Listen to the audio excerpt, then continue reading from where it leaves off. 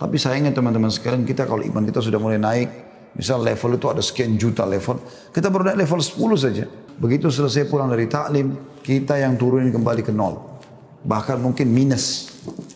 Sehingga kita hanya merasakan kenikmatan pada saat di majlis ilmu, pada saat kita lagi di Masjid Haram atau di Masjid Nabawi kalau lagi umrah dan haji, atau pada saat kita lagi jihad di medan jihad. Ini yang keliru, ini yang sedang kita titik beratkan teman-teman sekalian. Jaga, iman itu mahal. Mahal sekali. Kalau dia sudah naik levelnya, tingkatkan terus, jaga dia. Dan dia mudah sekali untuk dinaikkan, yaitu dengan konsisten, komitmen, mengerjakan ketaatan.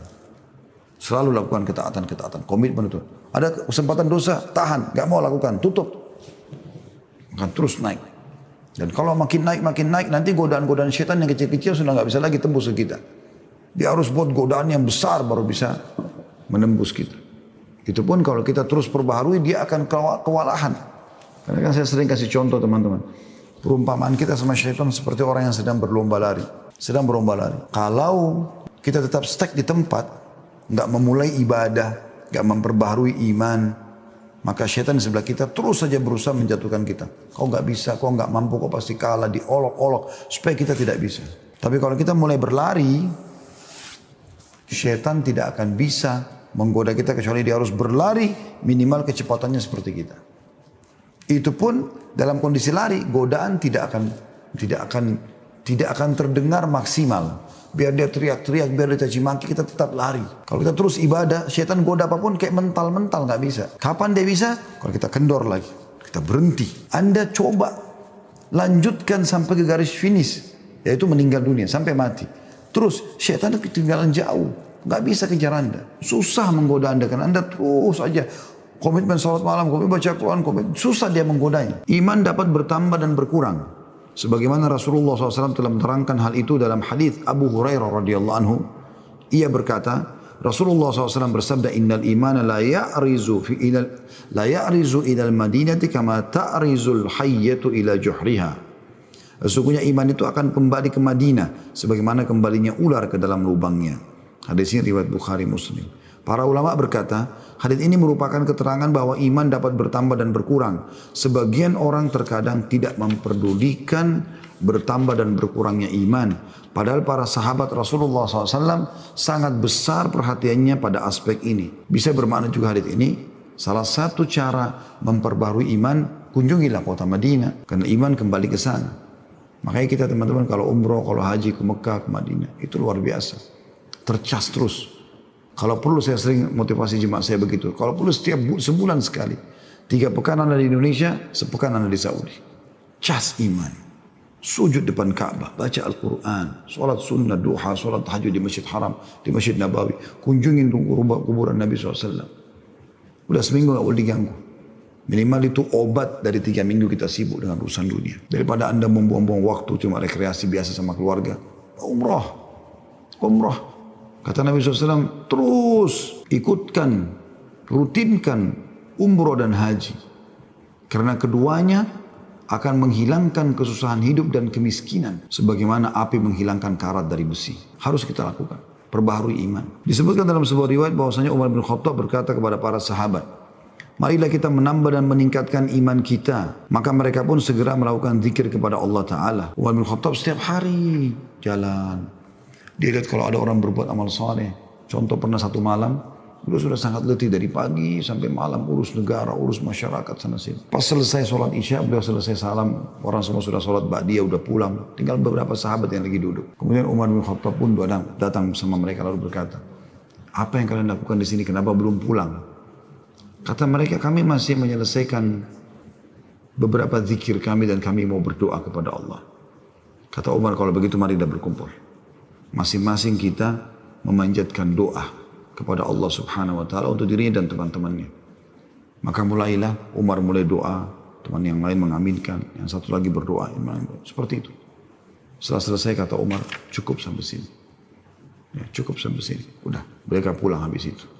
Jadi saking maunya mereka menambah keimanannya. Maka mereka pun atau disebutkan juga dalam riwayat Ibnu Mas'ud radhiyallahu anhu bahwa banyak berdoa seraya berkata, ya Allah tambahkanlah iman, keyakinan dan pengetahuan kami. Ini diambil dari Fathul Bari Syarah Sahih Bukhari yang ditulis oleh Ibnu Hajar jilid 1 halaman 63. Abu Bakar bin Al-Arabi juga berkata rahimahullah, sungguhnya seorang hamba pada pertama kalinya beriman secara wajib, kemudian ia harus secara kontinu memperbaharui imannya pada setiap kali ia berfikir dan merenung, karena memperbaharui iman adalah iman itu sendiri. Ini luar biasa. Ini juga sama diambil dari Fathul Bari Syarah Sahih Bukhari tulis Ibnu Hajar di jilid 1 halaman 63. Abdullah bin Rawaha radhiyallahu anhu menarik tangan seseorang di antara para sahabat pada saat bertemu lalu berkata, "Ta'al nu'minu sa'ah." Mari saudaraku kita meningkatkan iman kita barang sesaat. Bahkan para sahabat kalau mereka bertemu mereka sering mengucapkan bahasa ini, "Ta'al nu'minu sa'ah." Ayo kita menambah iman kita sesaat. Maka mereka membahas walaupun hanya sebuah ayat, walaupun hanya surah Al-Asr, walaupun hanya 10 ayat Al-Quran. Mereka saling mengingatkan kembali. Jadi tujuan itu untuk saling mengingatkan itu manfaatnya besar. Makanya Allah SWT mengatakan dalam Al-Quran, "A'udzubillahi minasyaitonir rajim, fadzakir fa inna dzikra tanfa'ul mu'minin." Saling memberikan peringatanlah karena peringatan bermanfaat bagi orang-orang beriman. Selanjutnya kata penulis, masalah seputar bertambah dan berkurangnya iman adalah suatu masalah yang jelas lagi mulia. Karena dalil-dalilnya jelas, sesungguhnya termasuk bagian dari kecerdasan seseorang adalah ia mengetahui apakah iman bertambah ataukah berkurang.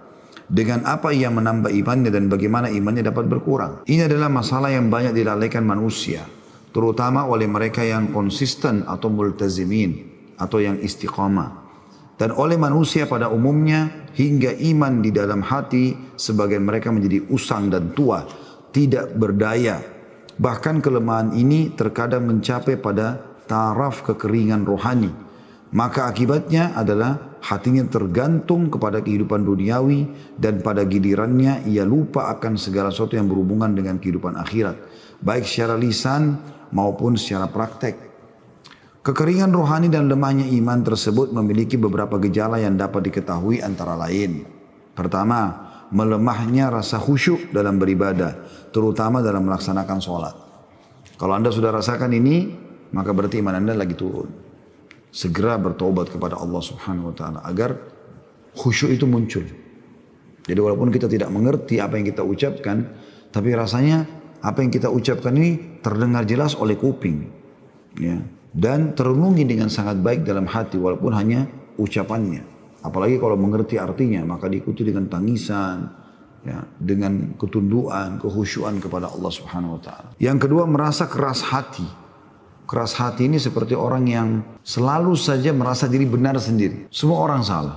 Tidak mau terima masukan. Tidak mau terima nasihat. Setiap nasihat ini ada respon marah. Ini bertanda-tanda dia sedang berbuat dosa. Maksiat. Yang ketiga, tidak ada pengaruh dan interaksi apapun pada dirinya jika mendengar bacaan Al-Quran dan nasihat. Ini saya sarankan di poin ketiga ini teman-teman kita di Indonesia atau di Asia Tenggara, jangan pernah luput membaca Al-Quran dengan terjemahannya. Terjemahannya. Kemarin sudah saya tunjukkan sebuah aplikasi yang namanya Nakhtim ya. Mudah-mudahan teman-teman tidak luput mendownload itu gratis. Itu sangat bagus. Jadi selalu baca Al-Quran. Lalu baca terjemahannya supaya menyentuh hati kita. Yang keempat, melemahnya kemauan untuk mendatangi majelis-majelis ilmu yang dapat mengingatkannya pada akhirat. Udah deh gak usah ikut pengajian. Ada kumpul aja ngobrol-ngobrol, nongkrong. Ini berarti lemah imannya.